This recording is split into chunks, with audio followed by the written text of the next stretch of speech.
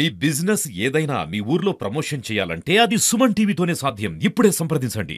మొన్న వాగులో చిక్కుకున్నటువంటి వ్యక్తి దగ్గర ఉన్నాం. వారి దగ్గర గరువుల ప్రవీణ్ గౌడ్ అనే వ్యక్తి, మరి అతను కొద్దిగా వికలాంగుడు. ఒకసారి అసలు అక్కడికి ఎందుకు వెళ్ళాడు, అసలు ఏం జరిగింది, ఒకసారి అతన్ని అడిగి తెలుసుకుందాం. అన్న, మీ పేరేం పేరు? గరువుల ప్రవీణ్ గౌడ్. ఏమైంది, ఏం జరిగింది, ఎట్లా బయటపడ్డు? అయితే నేను మధ్యాహ్నం దాకా ఏం లేదు అక్కడ, ఈ వాటర్ ఏం లేకుండా. అయితే నేను 12:30 అట్లా కట్టేసి వచ్చిన బర్రెని. అంటే మా పొలం మీద కష్టం ఉంటుంది. అయితే 2-3 రోజులు అయితే తీయింతుంది ఇక. కానీ నేను అక్కడనే దగ్గర, మనకు దగ్గర ఉంటుంది కదా, నేను ఎప్పుడు అక్కడనే తిరుగుతాను కదా, అన్నీ అక్కడనే కట్టేసిన. అయితే నేను ఇంటికి తినేకి 1 గంటలకు కట్టేసిన. మళ్ళీ 3 గంటలకు వెళ్ళే వరకు వాటరు ఆల్రెడీ వచ్చేసినాయి పొలంలో.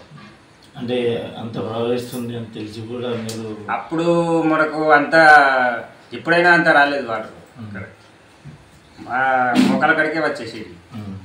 ఇక కొద్దిగా చూద్దాం, ట్రై అయినా చేద్దాం. ఇక బాగా మరి ఎందుకు అనవసరంగా ఆటలు కూడా ఎందుకు తీసుకొద్దామని పోయినా. ఈత కొట్టుకుంటూ పోయినా. మనకు నడవడానికి ఆ గడ్డిలోకి వెళ్ళి నడవడానికి రాదు. అప్పటికే ఇంత వస్తుంది, కొద్దిగా మొక్కల కడికి వస్తుంది కదా, వెళ్ళడానికి ఇబ్బంది ఉన్నాయి నడవడానికి. ఈత కొట్టుకుంటూ పోయినా. ఆ ఫోర్స్ అప్పుడే 5 నిమిషాలకు ఒకసారి ఫోర్స్ ఎక్కువైతుంది. ఇక ఆలోచించిన, ఆ నీళ్ళు బాగా ఫోర్స్ చేసేసినాయి. పోయి ఏం చేసినా తేక్ చెట్టు పట్టుకున్నా. ఇక కాళ్ళు బ్యాలెన్స్. అంతకుముందు బండ మీద ఎంతసేపు ఉన్నారు? బండ మీద గంటన్నర. ఆ బండ ఆల్రెడీ ఫస్ట్ తేలే ఉన్నది. 3-4 గంటలకు పోయి నిలబడ్డా అంటే 6 గంటల దాకా అక్కడనే ఉన్నా. తగ్గుతుందేమో, వాటర్ తగ్గుతుందేమో, బయటకు వచ్చే పొజిషన్ ఉంది అన్న ఆలోచనతో వచ్చేసింది. ఆనే నిలబడ్డా. 6 గంటల వరకు చాలా ట్రై చేసిర్రు, చాలామంది వచ్చారు. ఇక తాళ్ళు పట్టుకొని మళ్ళీ ఇంకా వేరే పోలీసు వాళ్ళు, ఇంకా వేరే వాళ్ళు వచ్చారు. కానీ అక్కడ అయితే మీరు కొద్దిగా వికలాంగులని తెలిసింది. అంత ప్రవాహంలో వేరే చెట్టు దగ్గరికి పోవాలి అనే ఎంత ధైర్యం ఎలా చేసిర్రు?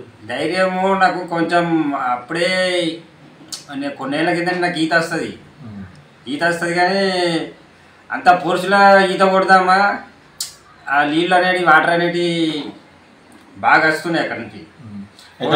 అయితే ఇంకోటి, అక్కడ బర్రెలు దొడ్లు కట్టేసారా లేకపోతే? లేదు, అక్కడనే ఉన్నది.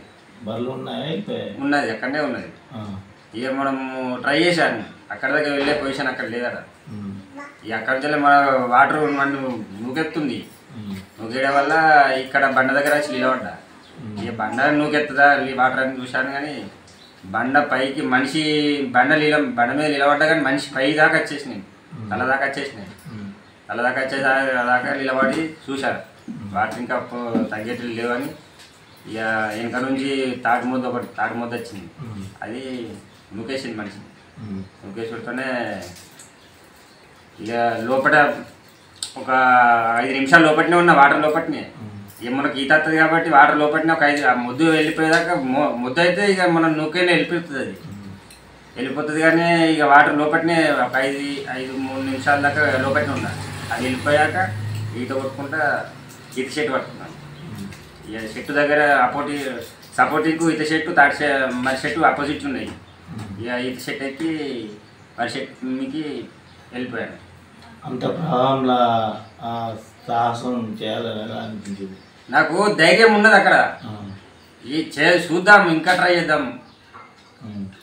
ఈ వాటర్ ఉన్నది కానీ నన్ను నూక్కపోయి అంత ఉన్నదా అని ఆలోచించిన బాగా. ఇక ఈత వస్తుంది, కొంచెం బాగా అయితే రాదు, మరీ పెద్దగా ఏం రాదు, మామూలుగా వస్తుంది. ఇక నేను చూశాను, ఈత అయితే వస్తుంది, ఏదో ట్రై అయితే చేద్దాము అన్న ఆలోచనతో చేశాను.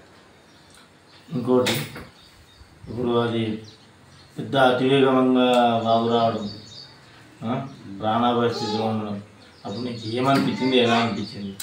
అనవసరంగా ఇక్కడికి వచ్చి మనం ఇరుక్కపోయినాము. అక్కడ జనాలను చూస్తేనేమో చచ్చిపోతున్నారు అంటారు, కానీ అనవసరంగా చిరుక్కపోయాను అని నేను అనుకుంటున్నా. కానీ ఒక దిక్కు చూస్తేనేమో ధైర్యం ఉంటుంది, కానీ ఆలోచించుతూనేమో భార్య పిల్లలు ఉన్నారు, అమ్మ నాన్న ఉన్నారు, ఇది ఏంది పరిస్థితి ఇక్కడ దాకా అని ఆలోచిస్తున్నా.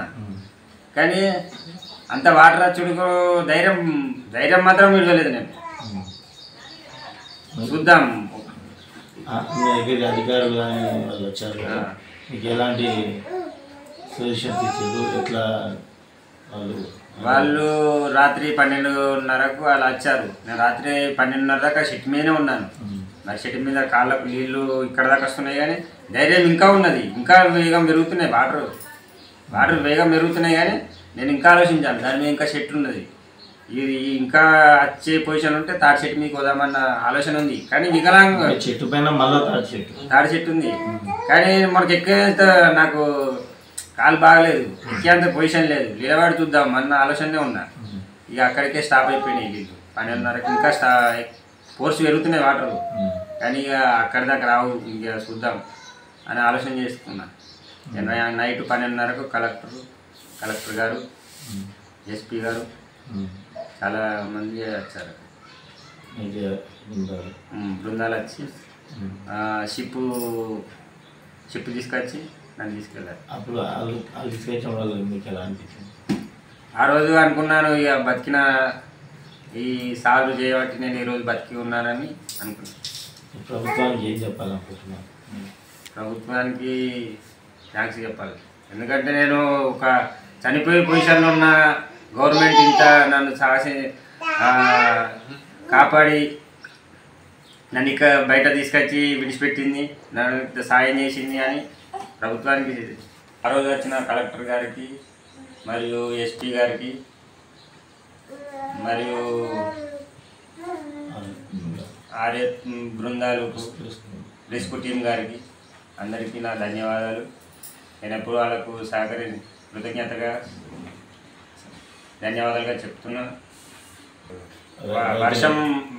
వర్షాకాలంలో మానేరు దుంకడం కానీ అక్కడ చుట్టుపక్కల వాగు దగ్గర పొలాలు ఉన్నవారికి కూడా వాగు వస్తుందంటే అక్కడికి వెళ్ళకూడదు.